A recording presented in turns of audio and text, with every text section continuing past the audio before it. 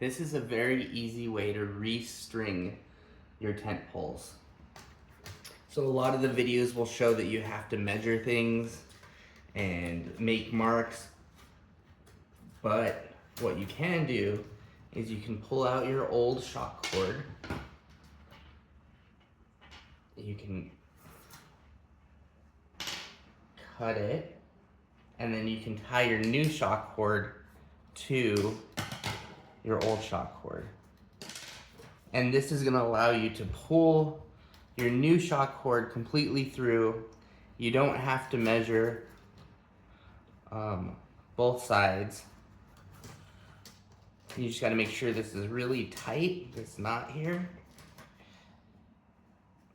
And I'm gonna trim this off just to make it go through easier.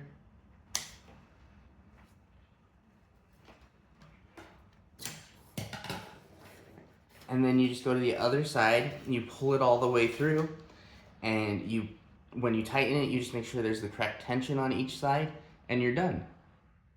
So hopefully that helps if you're redoing your tent poles. Like and subscribe for more.